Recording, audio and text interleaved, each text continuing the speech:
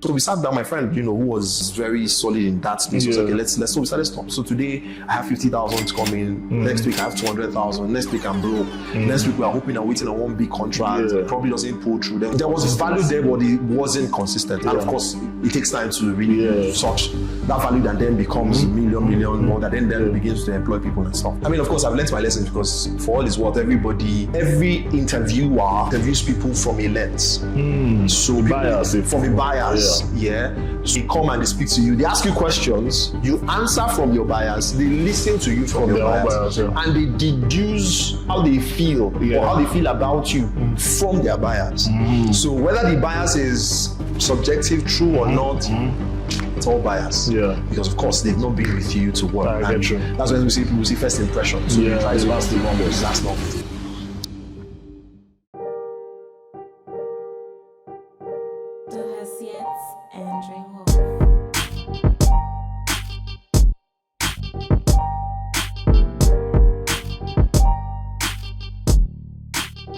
Hi guys, welcome to the Let Me Learn podcast. We're here for episode 4 with our very first guest. So with me I have Dr. Kenneth Okonkwo. Doesn't like to identify as a doctor. For me, I know he's a doctor. It's how they are giving me doctor. I mean, whether it's honorary course at Ebele's University. Yeah, striving for doctor. That's the most important thing. Well, okay. All right. So welcome to the pod. Thank you. Thank you for doing me the honor of being my first guest. Yes. Right. It's a big deal. So today we're here to discuss the topic "Tough Times Never Last," and we'll be focusing particularly on resilience. Right. We want to look at resilience in the business environment, how resilience is understood and interpreted by the Nigerian society as far as our culture, what lessons you have learned as far as resilience from a place of entertainment, storytelling, what kind of movies have spoken to you as far as teaching you the lesson of resilience. Then also just basically the impact of resilience or the lack thereof on your mental health as you see it. I see you as someone that is very dogged, very consistent, very disciplined, very principled as well.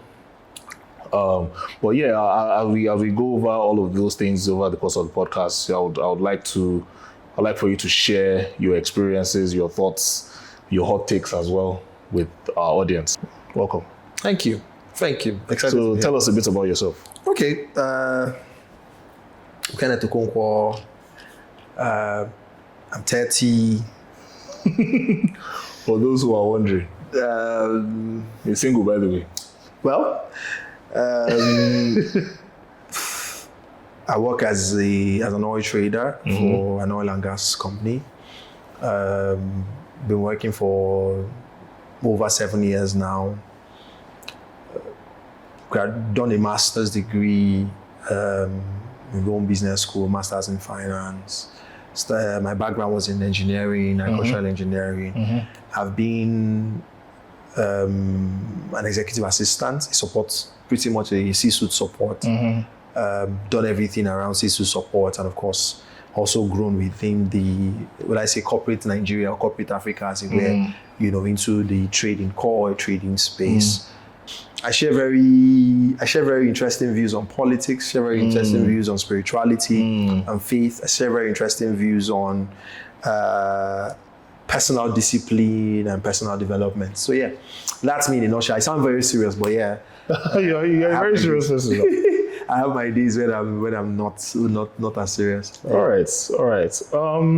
Thank you for that. And in many ways, we're going to be using your life experiences to highlight the lessons that are inherent in resilience and what I'll call the associated habits that are required in order for one to be considered a resilient person. Okay. So, talk to me about resilience. What do you understand by the term resilience or the term tough times never last? What does it mean to you in your own journey? Okay. First off, I like the fact that you're addressing me in doctor in my future tense. Yes, I'll manifest. Okay, thank you. Thank you for that. Okay, for me, what resilience means in alignment to my, starting from, let me even start from how I got into, say, corporate world. Of course, 2016, I finished university.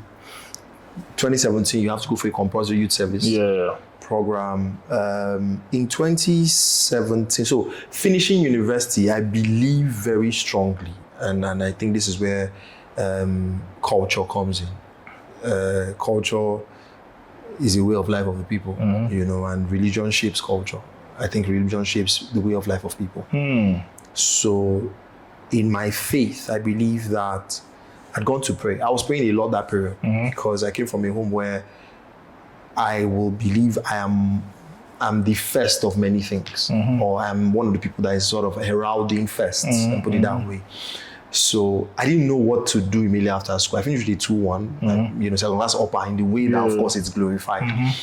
So I wasn't exactly clear what to do after school, so I started praying. I'm not going to see. I'm saying this because this is who I am. That person can come and say it. He probably had a better plan, but I didn't have a better perspective, plan. Everything. Yes, I was praying, and in prayer, I heard very clearly, in the way that I believe God speaks to me, and it was oil and gas, energy. I came back home, and just to tie fact to the story, I went to meet I came back, went to Akinde Kokap. I finished from Federal University of Technology, Akure. I went to meet my friend Samuel Omidiji. That's Federal University of Technology in Ondo State. I went to my Futo. Yeah, Futa. Futa, okay. So I went to meet my friend Samuel Omidiji. He's currently in the US. I went to meet him and said, "Guy, I prayed. This is what I heard. What do you think?" He said, "I should research." Told me very clearly, "Can I go and research?" So I was researching ExxonMobil, Shell. I was running the oil and gas company to see if I could get some measure of internship. So while I was waiting for NYSC, if I got this, it means that I could go and serve with them. But I didn't get anything. Nothing was coming.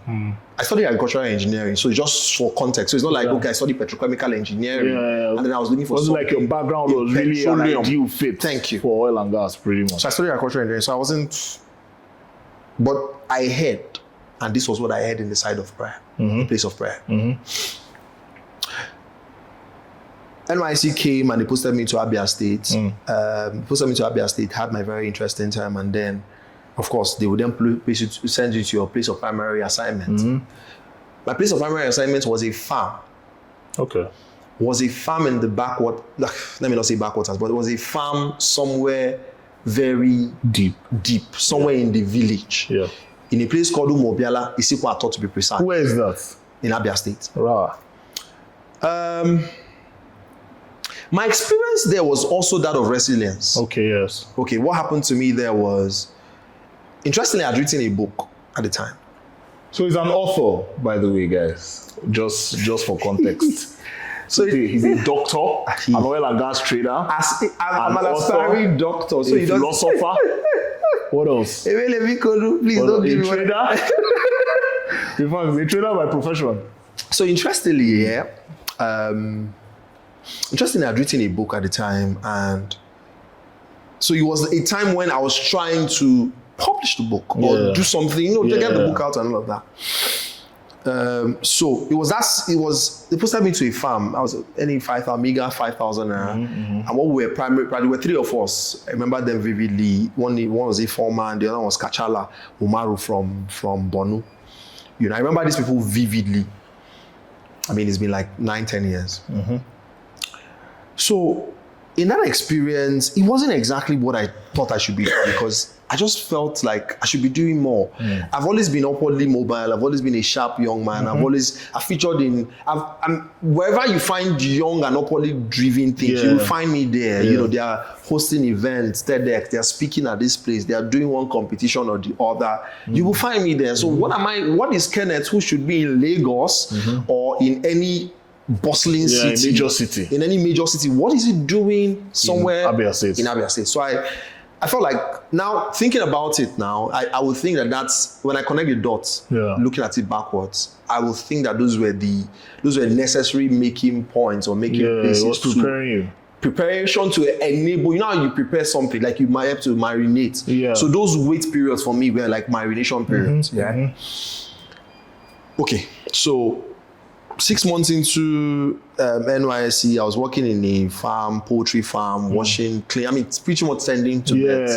Not earning the best, not earning well, just earning stipends and just there. But all that came to mind pretty much then was, Kenneth, you will not arrive late. You will not be late, right? Just keep doing that. Keep at what you are doing. You'll be on time. You know, I'll be on time, pretty much.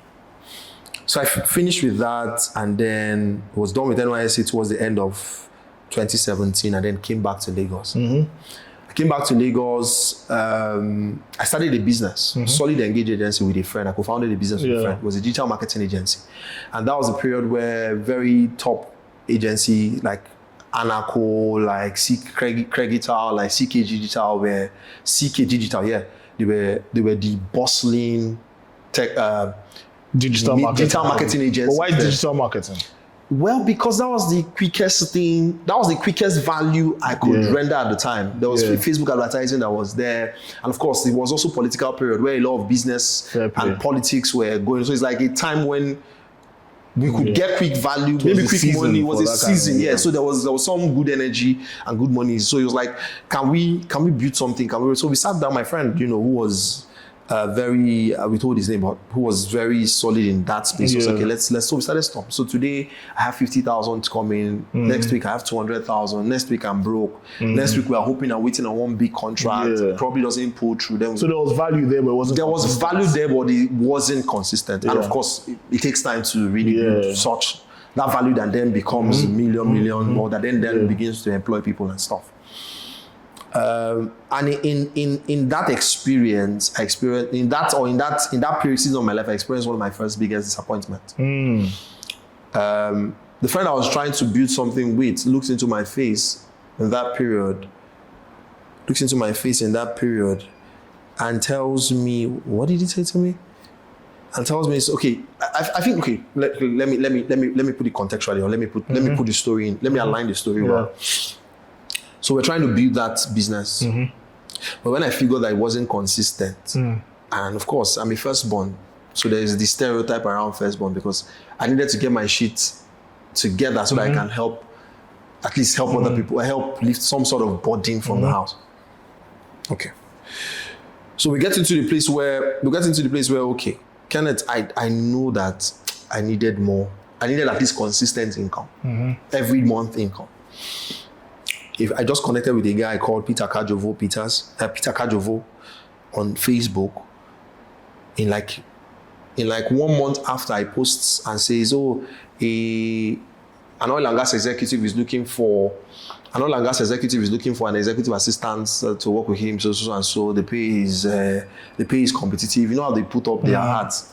And then immediately I say, send in your CV. So I sent in my CV.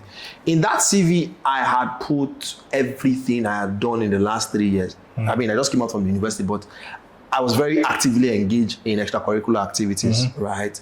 I was running my business I co-founded. I was also selling, I remember I was running a small shoes. I was also selling shoes, called Noble. Yeah, I was doing a lot. Crazy work. I was doing a lot. I was selling shoes. The name of the shoe business then was Noble Fits. I was How did you come up with that name? Interestingly, I had a girlfriend. My first girlfriend.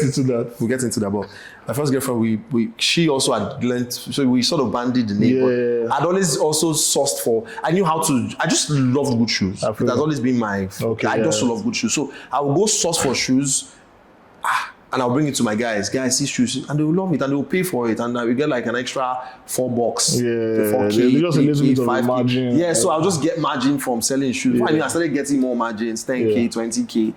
So it just made sense. Like for example, if I sold 3 shoes in a month, I probably would maybe like. Oh, you had the shoes made yourself? No, I wasn't making the shoes. Yeah, so you're just reselling. So yeah, I was reselling, but I'll go source for some of the best, some very nice brogues, some very nice outfits. I mean, we're students, students like to wear things that that pretty much trendy and in vogue. So I was doing a lot. So you just write your shoe business in the CV. It was in the CV. In fact, I put it creative director. I'm coming there because I then met my boss. Who we then spoke about it interestingly, although in passing. But I'll come down to that experience. what had happened to me was, okay, so I applied, and the guy saw the CV, said, fantastic CV, 2 years, you've done a lot, let's go. So he puts the CV as a candidate. Yeah, as a candidate. And of course, the people the company he sent the CV to reviewed it and said, okay, he's an executive assistant role. They're looking for an entry level to mid level, but I like that this guy has done so. About, yes, pretty much. That kind of thing. So I come into the mix, came for the interview and all of that. Now, this is what I think I got, or this is what I caught from the environment. I felt like I was one of the best in the interviews. All right. Of course, there's the pre-interview, and then there is the final interview with the executive. So I think I was now on the second level interview where I was supposed to see the group executive director or the directors, but interestingly, the group managing director was not in the country. So I had to see the group executive director. Now, in seeing the group executive director, I had a very interesting conversation and interview with her. A bit of discrepancies here and there, my documents not being complete or something. There was also the part where, not necessarily because my documents were wrong, but it was like, okay, what is your date of birth? Apparently my date of birth was like 1993 on my WAEC, the main WAEC was all from WAEC office. But my actual date of birth is 1995, but of course, I think it's a registration thing. So I needed to do all of that. So there was that discrepancy, which I believe, when I got to work with her, I found out how meticulous she can be with these things. So, and of course, the challenges that she was treating me from a clearly HR standpoint and from the value standpoint of the discrepancy. So, but there was something that struck me, and I say this, of course, with no beef and all of that. But something that struck me was the fact that she wrote very clearly, this candidate is intelligent. But, however, this candidate is confused. Okay. How did you feel about the feedback? No. This feedback is not a feedback I'm supposed to know. Aha. This is a feedback because I came into the system and I gained some measure of influence and relevance. So I was able to one way or the other get an income. But at the time you received it, what did it mean to you to get to know that was the way you were perceived, in the midst of, in that moment of your life? Very honestly, Do you think it was an accurate? No, for me, it wasn't accurate. For me, it wasn't accurate. It was pretty, and I think part of the reason why she said that was because of the conversations we had. And the conversations we had being that, guy, in my CV, like I said, I put everything I'd done in 2 years in my CV. So just in the scattergun approach. So it's like, what are you currently doing? I'm currently running so and so with a friend, but it's not been very...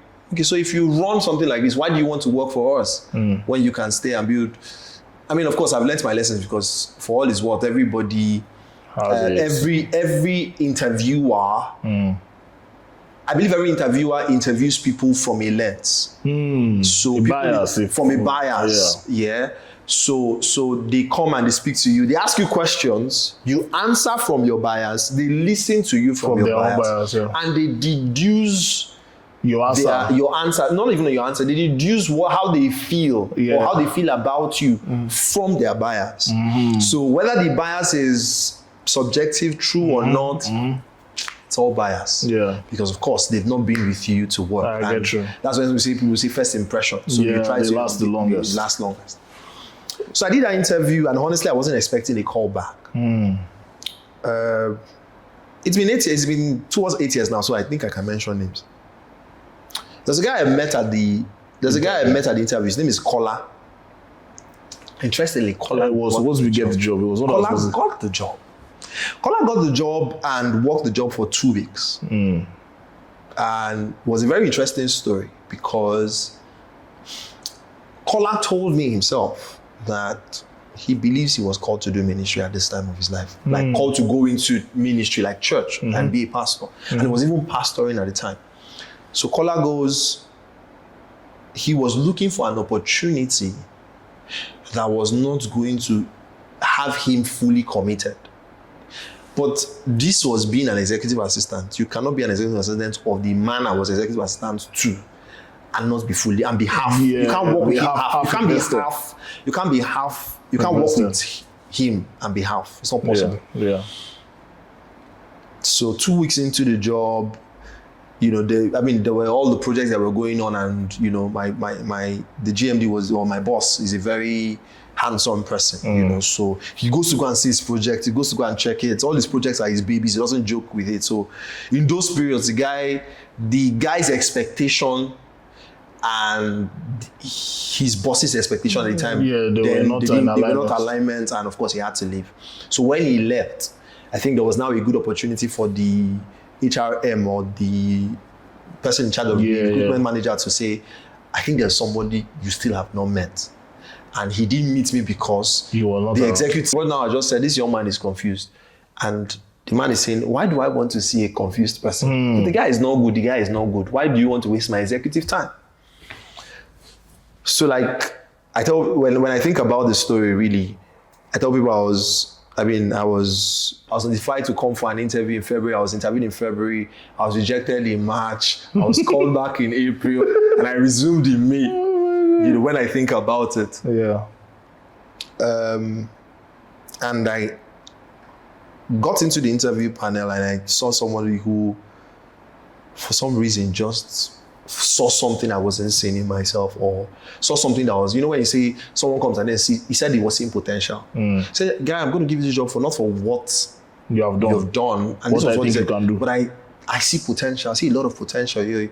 And one thing he said very clearly was, for an engineer, you speak very well. You speak you have a way of, you're very coordinated in the way you learn. I was like, oh, thank God, at least someone sees something. And of course, they gave me the job. That experience really was that of resilience, because of course, I remember in those days, even while I was probably waiting for that, because that became my springboard for saying I'm in the oil and gas industry. Pretty much, yeah. That was your entry point. That was my entry point that have now made me some sort of young thought leader, young voice, young. Start of your journey in that space. Start of my journey in that space. I'm not established yet, but of course, I'm on a path that is. I believe is definitely. You can see where you're going. So it's clear. So I have two questions for you. Or let me just ask the first one. So, in everything you've said up to this point, two things struck me. One is that you have a relentless approach towards finding opportunities. So my question is, what do you think drives that? And then also, but you just answer that one first. But just while you're answering it, just kind of ruminate on the second question for me. The GMD saw potential in you, but the GED saw confusion. Do you understand? In where you were at the time that you did those interviews and where you are now, like you said, the man saw something in you that you probably didn't see in yourself. But then also, the GED also saw something in you that you also didn't see in yourself. What did you see in yourself at the time? And how does that align with where you are now, both in the sense of confusion and then in the sense of potential, if you get what I'm saying? Do you understand? So, how much of what has manifested over the course of your life in this journey, basically aligned with those two feedbacks? Pretty much. That's a very interesting question. That's like a very deep question that will need some level of unpacking. But so that we don't forget the first one. Question. So what drives your relentless approach towards finding opportunities? What do you think that is? If you come from where I come from, in the way that I experienced where I come from, you just had only one option. And the option was to be relentless. The option was to fail and try again. The option was to fail and try, because there was really it had to be either yes or yes. Because it was either it or you are either trying to. So it's like a game of numbers. Knock as many doors as you can knock, open as many doors that can be opened. Not necessarily just because of for the fun of opening and knocking doors, but because if doors don't get open, you're going nowhere. You will sleep outside. There's nobody anywhere who can fix you. That kind of thing. So what it was for me was really, at age 14, at age 16, I started defining for myself who I will call my pacers, people who I believe had achieved the things that you wanted to aspire to. Within my local circumference, my father, my mother, or my family. Your immediate environment. Within my immediate environment, no one had achieved. So it was like, and I say this with all love and respect for my parents, right? I look at where I'm coming from, I'm like, I don't want to be like where I'm coming from. It's my own decision. Yeah. I can't be like where I'm coming from. I can't sound like where I'm coming from. I can't look like where I'm coming from.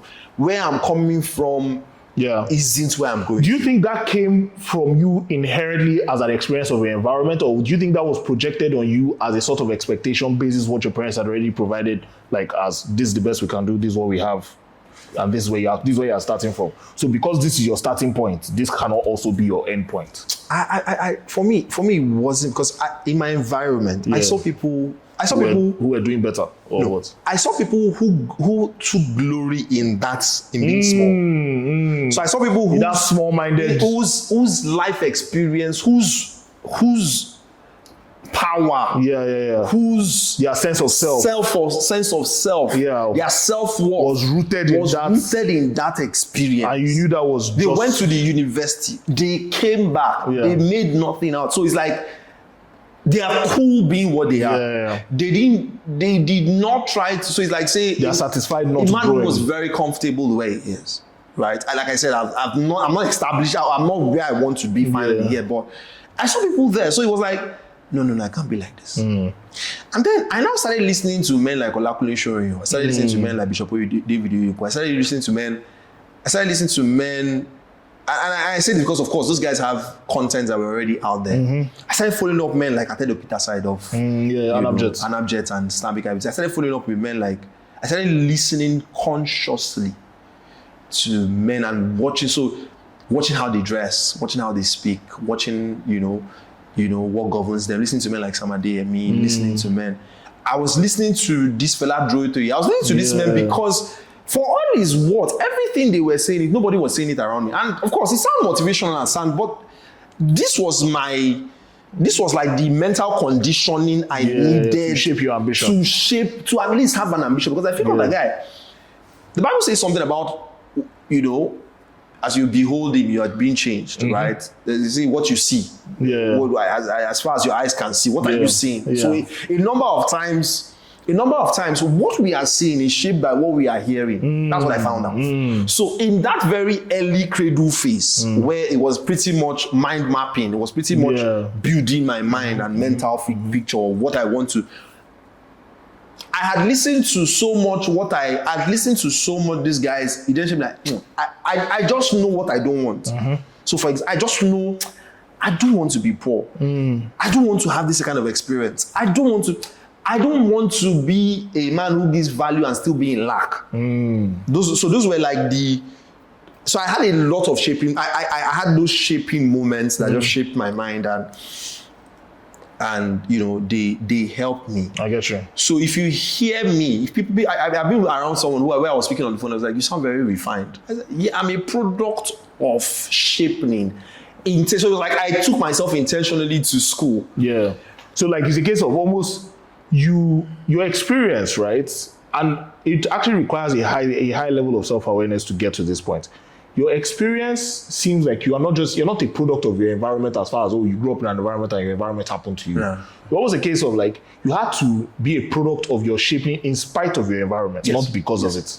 So I'll tell my mom. So my mom, I'll tell her to buy me DVD cassettes of Paula White. I'll tell her to buy me DVD cassettes of T.G. Jakes. I'll tell her to buy me TV of Joyce Meyer. I wasn't trying to be a pastor. I was just consuming all the content I could get because nobody around me looked like what I wanted to be. Nobody around me sounded like what I want to be or what I want to hear. Nobody around me was doing stuff. So you know how you learn from also watching people. Nobody around me was doing stuff that gave me a notion that I want to do this. How did you come to realize that you did not want to do those things or you did not want to be those things? How did you understand what I'm saying? Like, dude, we were struggling. Do you know what it means to say, okay, for the better part of 20 years, you didn't have a bed? That's tough. It's very deep. I genuinely don't. We'll have that conversation. You can't. But you didn't have a bed not because you have your own mat. Yeah. This one has his own mat. Yeah, I know what a and mat we're all is. sleeping in the parlor because the room has probably been taken off by your parents. Yeah. Because of course it's room and parlor. Yeah. It's not the most. It's not the most ideal. It's not the ideal. But there's a way that shapes you up, and that becomes your base, and then you then become a ego better kind of person. Yeah. It is well, poor man prayer kind of person. Just a dreamer, but never a doer. Dreamer, but never. In fact, if the dreamer is so lame in a dream, it becomes wishful thinking. Yeah. So it was a case of guy. If you don't fix up, you're going to be down. You're going to. I said I'm not going to marry any woman in a room and parlor. When I said it, people were like, "What do you mean? How do people grow?" I said, "No. It's not about how people will grow.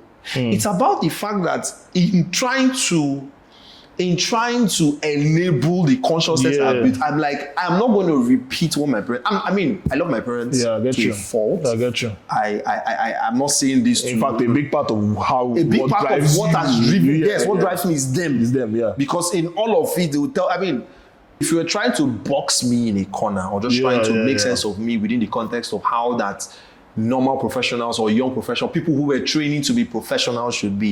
It should be they are coming and they are clear, clear land map. But this is some guy who is supposed to have just a blank, a blank check or just a blank sheet. Slate, blank slates, nothing written. He's telling you he's gone through this, he's seen this, he's hawked, he's it almost sounds like he's just looking for things to put in there. He's just looking for things to put in there that are not, and it was just me trying to make sense of my face and not trying to sort of come back into the experience with where I'm coming from, right?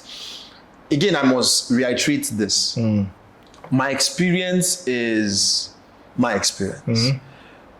I am not trying to sort of glorify suffering or poverty in any way, or glorify coming from a poor background or a less privileged background in any sort of way. I mean, there have been people who came from poor backgrounds and remained so. There are people who came from poor backgrounds and made something of themselves. There are people who came from rich backgrounds and they are non-entities. There are people who came from rich backgrounds and that became their leverage for life. Of course, with leverage comes more opportunities. But pretty much. Leverage needs decision to find relentlessness or to be relentless. Okay, so I think that leads me nicely to my next question, right? Because in the way you've just contextualized what it takes to be resilient, do you think it is the same? And I'll say this from a place of, let's consider them motivating factors and sustaining factors, right? Given the context of your upbringing and your journey up until, the corporate world, you had your motivating factors, you had your sustaining factors. Let's put it this way. Your motivating factors was you were a product of an environment that you did not want to be defined by. So you wanted to now shape that environment to create a different product out of you. Are you getting me?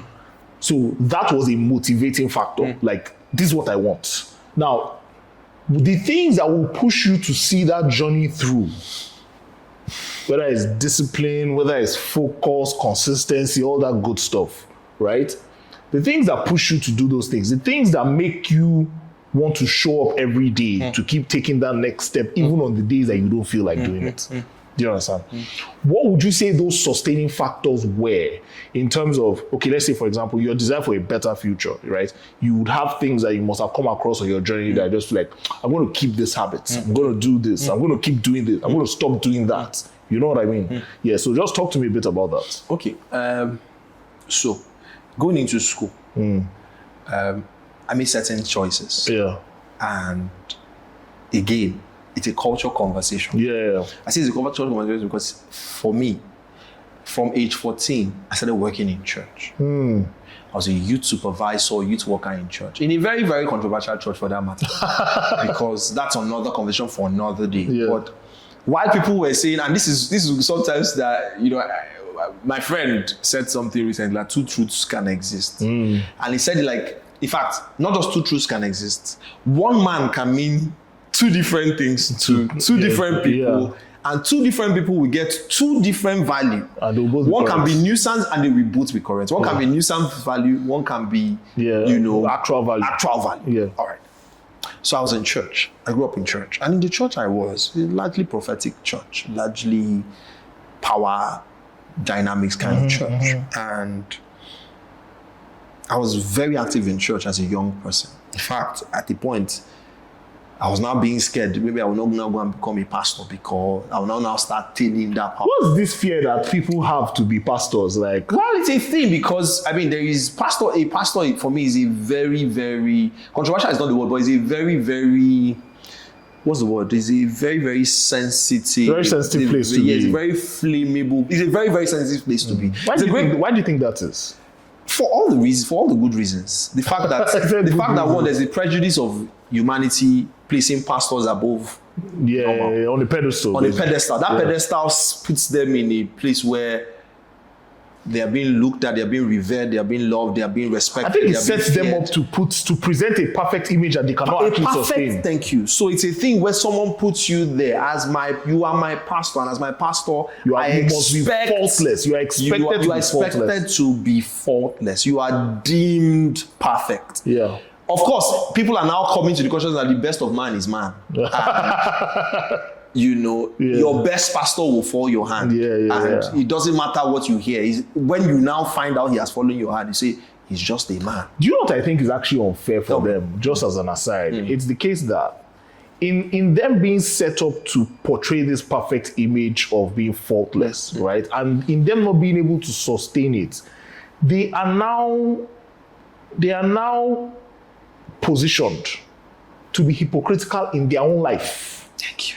That now takes away the authenticity of the preaching that they actually want to be putting out into the world, saving souls and all. So it almost feels like at some point during their own journey of pastoring, they lose. You interview a pastor. Don't worry. We're not mentioning you, but if you're a pastor and you're willing to join my podcast, I'll be happy to have you. Yeah. But yeah, they lose the fire for doing the actual pastoring work, and maybe now start to sustain themselves by, let's call it, the popularity or the commercial value of what pastoring brings as a way to just keep up that image. Do you understand what I'm saying? There's a movie that I watched, in fact I talked about this in my last episode, called Thin Line. It's actually about the pastor. Just on that time, because your story just now, just like, you're walking there. I mean, to have that same, I get a few times I'll just be like, you should be, I'm like, don't miss me with that. So, but I mean, of course, I now, very honestly, I don't mind working for church. I don't mind being a minister. I don't even mind being a pastor, right? But it's, of course, and this is because there's been shaping, there's been growth, there's been perspective. I mean, I'm not saying that, I mean, if my church is hearing this, I'm not but yeah, okay. At 14, I started working in church. I become a youth supervisor. In fact, a lot of the things that happened to me in that period, I met a lot of people because people were trooping into church, and I was a youth supervisor. And what a youth supervisor does, they will appoint us to people, we are attending to people, we are listening to people, we are counseling people, we are directing people. It was a lot for me as a teenager. So it sort of made me age early. Sort of gave me an exposure to life earlier than. Do you think he set up the foundation of the principles that currently guide you? I think he started. Yeah, of course, it became like a foundation. Yeah, and then there was also the part. I remember I mentioned I was in a church that was power dynamics, prophetic and stuff. So every other Sunday, I would see where they are casting out a demon, praying for the devil. And usually the girls. Sorry, it's usually a woman. It's usually the girl. Why? So Why do you think that shaped was? the bias. I may not be able to explain that. Fair enough. That becomes but it shaped the bias. What you can explain is how it affected you. It shaped the bias. The bias was, if I go after women, they will reduce me to a crumb of bread. They will put inside you. They will make a mess of me. They will put inside me, and then they will now deliver me on a Sunday service. So, in that perspective, guy, I went through university, 5 years in university, plus or minus strikes here and there. I didn't touch any woman. Crazy work. When I mean touch, beyond sex, I did not have a girlfriend. I did not try to have a girlfriend. So it was a case for, I beg, come on here. You don't come and make a mess of what I am trying. Yeah, when you're walking down the road, I see a Yeah, woman like, coming, I beg. you cross the road. Thank you. That was some. So in that experience of listening to people's testimony over and again, I saw where their decisions, Made a mess of them. So I chose differently. So for example, also in the Face Me I Slap You, we lived in Ikotun at the time. You guys said Face Me I Slap You. Because that's what it's called. Face Me I Face You. I had a neighbor. The neighbor was a heavy chain smoker, but he was intelligent, smart engineer. He was working for, so I think one of these engineering companies. I was doing well, but I saw where alcohol, I saw where smoking make a mess of this guy. Like made a mess of this guy to the point where the guy would come back late in the night, messed up, come back. It was just a mess. Was that one of your first? Was that one of your first? Insights into what not living up to your potential look like. Yeah, so it was like, and the guy was always angry. He was always, so every other time there's always one noise coming from his side because they always fight. He was living with his siblings, but there was always one fight, one drama. But he was educated. He went to school, I think Unical at the time. He's staying with his younger one. So there was supposed to be some. But I just knew, nah. I mean, of course, the experience might have been peculiar to him, but what his experience did to me was show me who I do not want to look like, what I don't want to smell. Yeah. So for me, I mean, you're my friend. When we go out, I will not touch smoke. Yeah, I get you. No, I will, in my dream, if I had a dream, oh my God, I will not touch it. I mean, and this is, I feel you. Our conversation is pretty much cultural. Yeah. If I have a dream, I would not touch it. Interesting. To hold on to this tough times never last conversation, I think at the end, the like we've said, the watchword for the tough times never last for me really is, my boss would say, staying power. Staying power. Interesting. Stay in power, because a few other things I think I've not said is that so in my career I faced some dramas. In my spirit of hustle and bustle, in 2010, so I'd lost money. I did MMM. Yeah. Wasn't so much money. Yeah. But I also made money, but it wasn't so much money lost. Another scheme came out again, I did it. Because I was just looking for leverage. Yeah. I'm not a japa freak, but I'm someone who wants my money to grow. Now, this was this was before I now got delivered, or before I now got some level of emancipation and mental growth in that light. Yeah. So I don't just want money to increase and all of that. So what happened to me? My friends were talking, and it was 2020. They were like, okay, I know somebody, he's an FX trader, he knows how to trade, he's in Pakistan. Malik was his name. So let us. Did you ever meet this Malik? I never met Malik. Crazy work. Never met Malik. I don't think Malik is someone I should be meeting. Okay. Malik is not. Now, with what I know now, I shouldn't know Malik. You shouldn't know Malik. You shouldn't even know who knows Malik. If a Malik, thank you. If a Malik chats me up, I should block a Malik. Yes. A Malik should have no business having my number. Yeah, now, from what I know. Yes. Hindsight. But then, so we reached out to a Malik from one Telegram group. Malik, come and trade FX for me. And my story will come, you see where I'm saying tough times.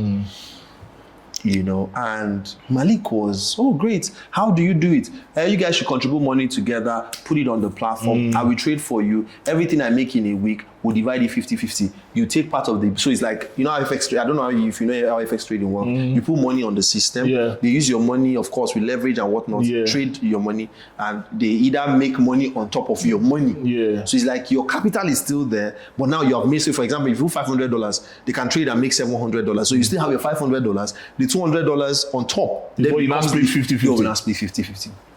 First week, Malik made $500 on top of our dollars. So it was good money, it was good stuff. Second week, Malik made $500 on top of our money.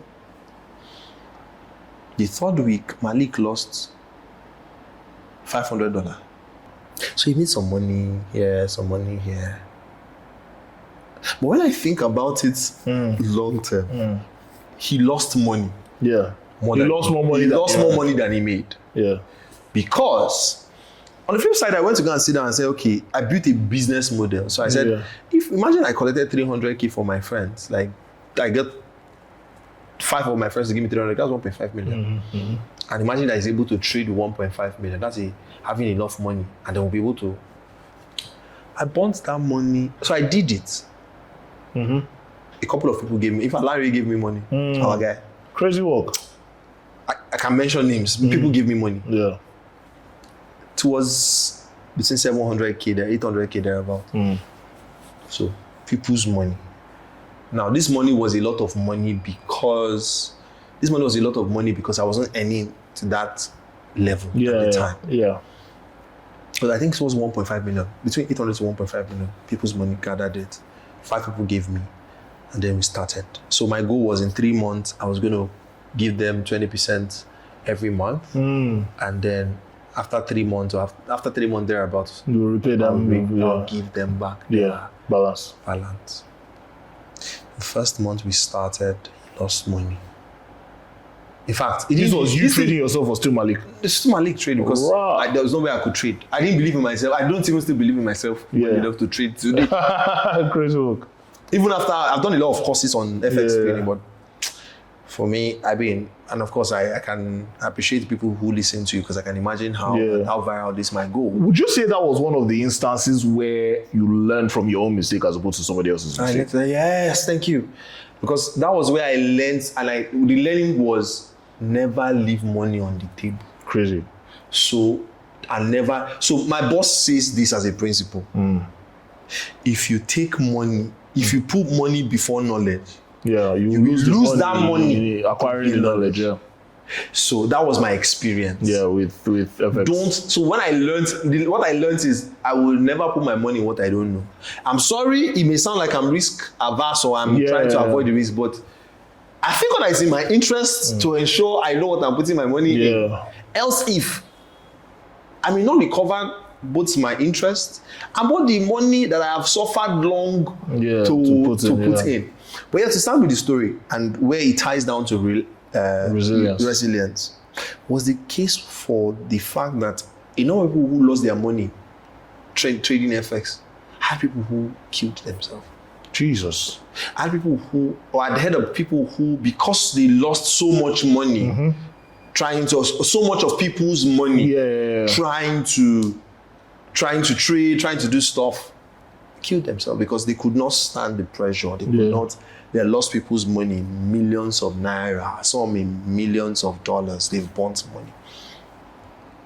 So that season, because I lost people's money, and I did not have the wherewithal to pay it immediately. Of course, tough times don't last. It was in those periods I learned how to deal with people you are owing. And the pressure of it.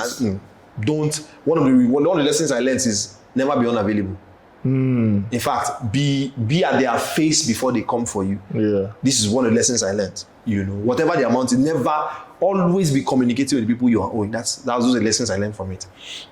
And in that period, I shaped up a thought, which was, what will be so bad? And maybe this may speak to mental health. What would you lose in this life that you would want to lose your life for? I asked myself that question. Producer, did you hear that? It was pretty much, what would you lose in this life that will make you not want to live again? What would you lose in this life that will make you not want to live again? That's a deep one. Because my debtors were all but not my case. I mean, you want to know how mean a Nigerian can be, or you want to know how mean a man can be. Owe his money. Owe his money and be walking up and down. No, I can't speak to that. Guy. Like my nastiest side, the nastiest side of me actually comes out when somebody's owing me money. Crazy. But I learned that, guys, stay in their face. So someone's calling you, you're blocking, you're offering their call, you're busy in their call because I will message you on WhatsApp. You are not responding. One thing. Why? Hey, God. Why? But I learned a great deal of lesson. So in answering that question, it sort of just made me a relentless person. So it's like, for example, if I lost my job today, it would not change my dimension or my perspective on life. Yeah. Because job, my pastor used to say, is a slice of life. It's not the full loaf, right? So if, for example, I lost a relationship, I'm going to feel the pain. I'm going to feel the. I'm going to feel the scar. Feel that hurt, yeah. But no. It's a slice. Don't let it define you. It won't define me. You know. So yeah, tough times. I mean, we can go on and on recounting experiences and episodes. No, I'm really glad to hear your perspective, and then also just in knowing your story personally, and now in the audience getting to hear your own side of things. Like we usually joke around about how contrasting our upbringings and our lifestyle and just our approach to life is. You understand? But we always do find a way to relate with each other. You know? So thank you. I mean, I think we can really just wrap this up here. It's been an absolute pleasure having you on the pod. Thanks again for being my first guest. Yeah.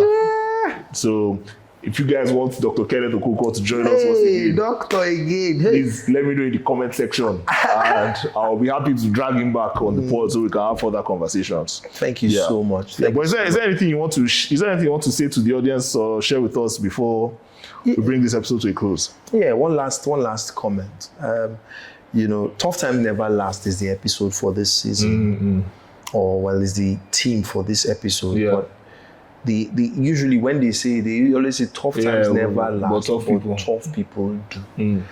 Oftentimes than not, tough times last because people don't try to wait it through. So it's a case of you don't try to want to see the end of the tough times. Well, what do you think that there's also an element of them not wanting to learn the lessons that are inherent of those tough times? So the tough times just keep feeling like a cycle. Sometimes, yeah, there's that, but there's that, and there's also the conversation of a world that is now prejudiced. I'm not sure the right word to use, but I mean, we're in the age of social media, when social media is now like an active part of people's lives. Yeah. So they see things. I have a hot take based on social media's impact on tough times and the resilience element of it. I'll take this from a Lapo baby to Nepo baby perspective. I think that in the glorifying of suffering, in the way social media and our culture tends to glorify suffering, we love a grass to grace story. There's actually a flip. There's a coin flip. There's the other side of that coin, and which is that when you have somebody who comes from a comfortable life, let's call them Nepo babies, and they, in their own right, are trying to make something of themselves, trying to do something that is distinct from what their family is known for. It's almost frowned upon, or almost like, let me say, discouraged in this, like, oh, why are you bothering? Why are you trying to hustle like the rest of us? Everything is done. Do you understand that kind of thing? Like, you understand? And it's almost a case of you find yourself kind of being chased back inside. Because you trying to show yourself and prove yourself as your own person. Do you understand? Because, like, on the other side, people are trying to do it for survival. You are just trying to do it because you want to prove a point. Yeah. You are not doing it because they are hungry. But the people that are doing it because they are hungry, they almost feel like, what are you doing here? What are you doing here like the rest of us? Pretty much, yeah. So that comes with its own issues. You understand? I think that a lot of that is a function of what I said. We had a conversation about the conditioning of Africans, having more takers and everything, and just black tax. Yeah, so you have people that based on their upbringing. You understand? I'm saying this purely from a social media perspective and how the whole trend of Lapo, Nepo babies and everything. You have the Lapo babies that in they have to survive. They don't have a choice. Do you understand? But then people that do have a choice, the Nepo babies, quote unquote, or those that grew up in a bit of comfort, you understand?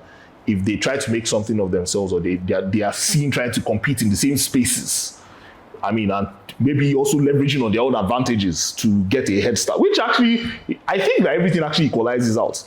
Because whatever advantage a Nepo baby may have, there's also that lack of hunger for success that typically leads to a laziness or a lack of consistency. If I just hit the rock. Yeah, because almost the case of the slightest inconvenience that a Nepo baby just, oh my guy, I don't need this, man. Go back and run. You understand that kind of thing? Yeah, so I can definitely speak to that as my personal experience. And even me, like, I feel like I've had to really condition myself to not put myself under any unhealthy sense of expectation of what people think I should be doing. Do you understand? And then also have my own like metric for success and move at my own pace pretty much, because at the end of the day, like, I'm good, but I want to be great. You understand? But I don't want to risk losing what is good about me in a desire to be great. So it's like, okay, small. Don't kill yourself. Like you said, what do you have to lose in this life that will make you want to lose your life for? Pretty much, yeah. Just also, I mean, I would like to cap it up here. Whether you are rewriting history or you are preserving legacy, everything you do, or every project, or everything you try, every new stuff you try to do, will come with his own measure of rigor and difficulty, growth, resilience, I'm sure you are excited about this episode, but you know how episode 1 started. Yeah, exactly. You know, even before episode 1 started, you knew how you started conceiving the concept, the ideation, So everything you want to do, whether you are Lapo or Nepo baby, comes with some measure of resistance. So, because you know it will, so it's like, I know beforehand that this venture will come with a measure of rigor. I am open, or I open my mind up to the possibilities and the potentials of that rigor. Knowing that in solving that rigor, right, and in dealing with that rigor, I will be on the path, or I'll meet myself on the other side of the result. Through growth where and fulfillment comes, where growth comes, where transformation comes. It's been a very interesting time this evening. I've enjoyed myself on today. And I can only wish, of course, I think you should subscribe, like, and share. Where can we find you on social media? Of course, my tag handle is at I am Ken Okonkwo on Instagram. I'm mostly on Instagram, LinkedIn.